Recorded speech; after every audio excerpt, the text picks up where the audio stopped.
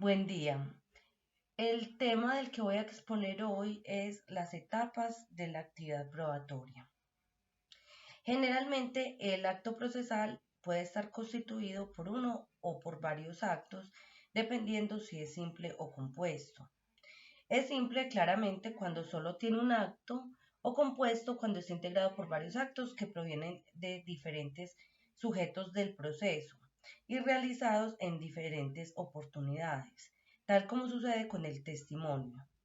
En el testimonio, por ejemplo, existe la solicitud de la parte interesada, el auto del juez que lo decrete y la recepción de la declaración. Es entonces un acto compuesto.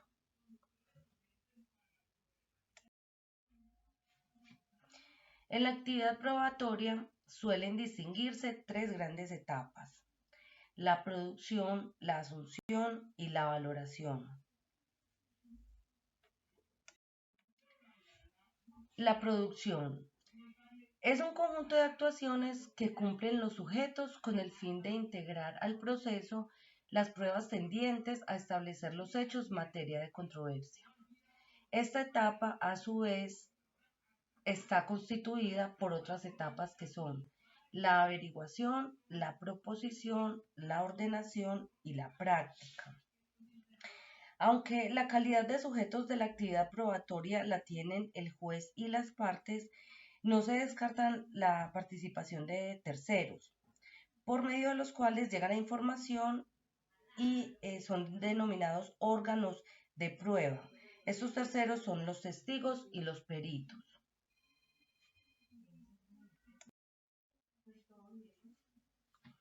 La segunda etapa de la producción es la averiguación o investigación.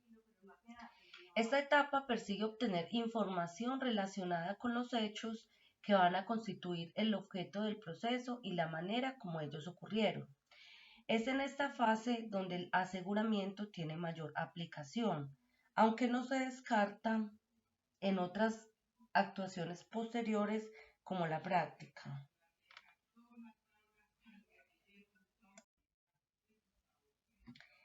La averiguación o investigación es una actuación previa al proceso como tal.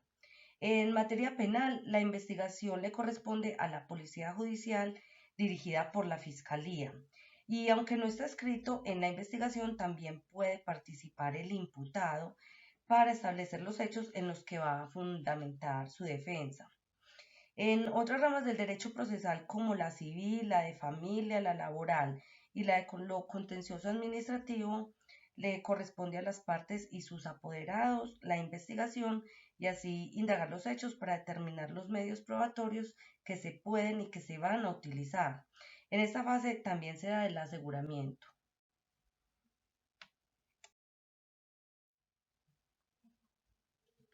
El aseguramiento consiste en evitar que se pierdan o se alteren los elementos o la situación que sirve para demostrar los hechos. La doctrina distingue tres modalidades de medida de aseguramiento.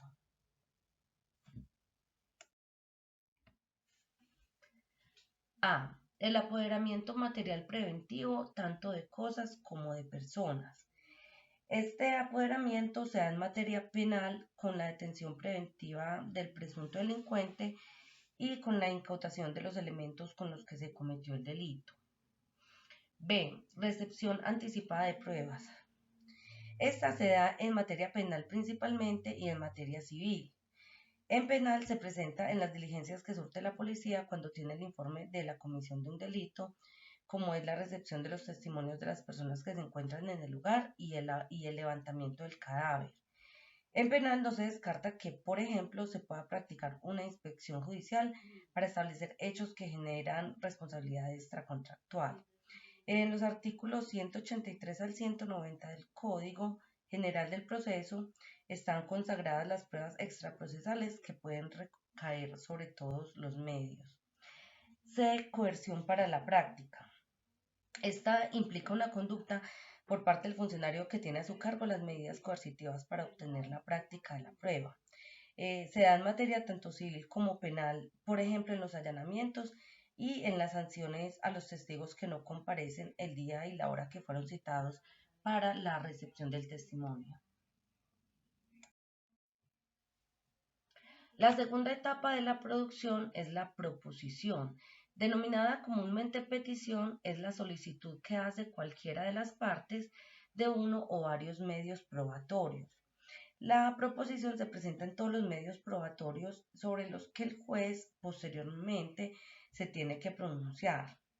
Aquí no entra el documento, porque con los documentos no se habla de proposición, sino de presentación. Así, entonces, un documento no se propone, sino que se presenta. La tercera etapa de la producción es la ordenación. Es el acto del juez mediante el cual decreta la práctica o realización de un determinado medio probatorio. Cuando el juez acepta tener como prueba la acompañada al escrito de proposición, la ordenación es reemplazada por la admisión, como pasa con la prueba de documentos. Cuando el juez ordena de oficio la prueba, no hay lugar a la proposición. La ordenación exige que se fije fecha y hora para la práctica de la prueba.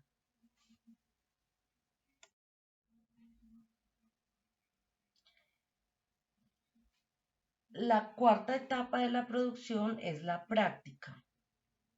Este es el aspecto fundamental del acto probatorio.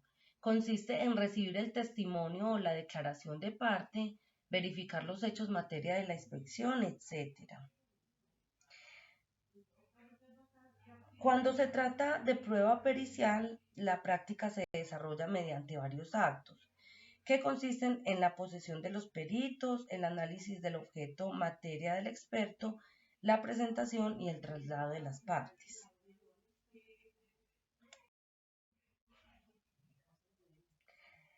La segunda gran etapa es la asunción.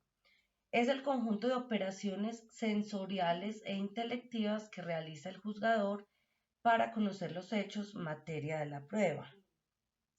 Un elemento esencial para la asunción es la inmediación de la prueba, porque le permite al juez apreciar la información que le ha sido suministrada por el deponente y le permite también apreciar ciertas actitudes que le dan una idea de la credibilidad que debe darle.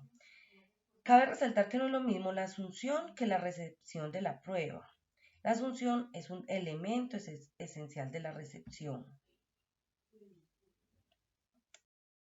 La valoración es la última etapa de la actividad probatoria y es el grado de convicción o credibilidad que una prueba produce en el juzgador. Es la etapa final en la actividad probatoria y por tanto el resultado de todas las anteriores. La valoración se diferencia de la asunción porque solamente cuando el juez conoce la prueba puede valorarla, mientras que la asunción se da tanto en la recepción como al momento de tomar la decisión.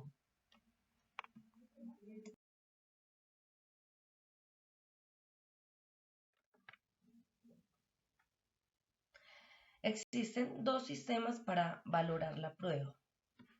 Tarifa legal es el sistema que vincula de manera absoluta el raciocinio del juzgador a determinadas reglas y preceptos en cuanto al valor que aquel debe darle a la prueba. Ventajas de este sistema. Les permite a las partes saber de antemano cuál es el valor que se le debe dar a las pruebas que se aportan o que se practican en el proceso. Habrá uniformidad en las decisiones judiciales, evita que el juez por cuestiones personales favorezca a alguna de las partes, porque al basarse en el valor preestablecido por el legislador no hay lugar a subjetividades. Suple la ignorancia y la falta de experiencia de los jueces porque las normas que redactó el legislador son hechas por personas expertas en derecho. Debemos aclarar que aún en este sistema no es posible saber cuál es el valor que se le va a dar a la prueba antes de su valoración.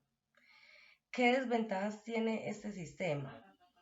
Relega la función del juez, sobre todo en las pruebas personales, porque al preestablecer su valor se desvirtúa la función del proceso.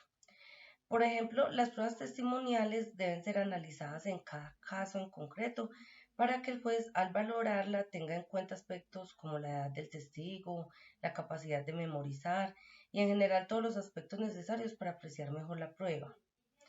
Y un juez negligente puede acomodarse fácilmente en este sistema porque este sistema termina por mecanizar al juez. El otro sistema para valorar la prueba es la libre apreciación o apreciación racional. Consiste en dejar al juez la facultad de establecer el grado de credibilidad de cada medio probatorio. Actualmente en Colombia este es el sistema que se aplica. ¿Qué ventajas tiene este sistema? Al ser el juez quien hace la crítica razonada de la prueba, lo obliga a emplear la experiencia, la lógica, la historia, la psicología, para que así administre justicia con más acierto y en cada caso en concreto. Otra ventaja es que el juez debe motivar los razonamientos que hace sobre la prueba para cumplir con los principios de contradicción y de debida defensa.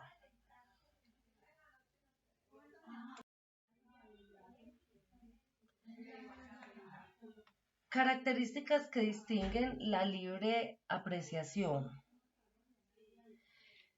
Primera característica, las reglas de la sana crítica. La sana crítica es el conjunto de reglas que el juez observa para determinar el valor probatorio de la prueba. Esas reglas constituyen el análisis racional y lógico de la prueba. Racional, ¿por qué? Porque se ajusta al razonamiento humano, y lógico porque se tiene que enmarcar dentro de las leyes del conocimiento.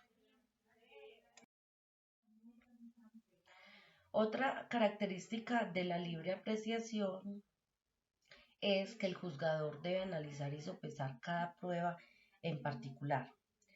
Por ejemplo, si se trata de un testimonio, se debe establecer las circunstancias en que quien rinde dicho testimonio conoció de los hechos y la forma en cómo los relata.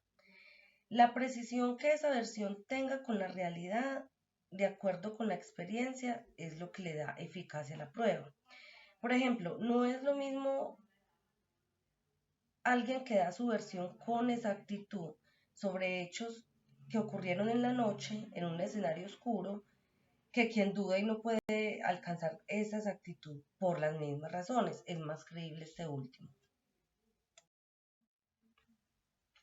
Otra característica es el fundamento de mérito de cada prueba.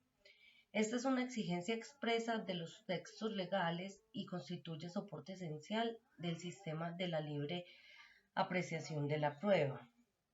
Porque si no se actúa de esa forma es ilegal y peligroso, porque el juez va a sacar arbitrariamente una deducción. Otra característica es la libre apreciación o íntimo convencimiento.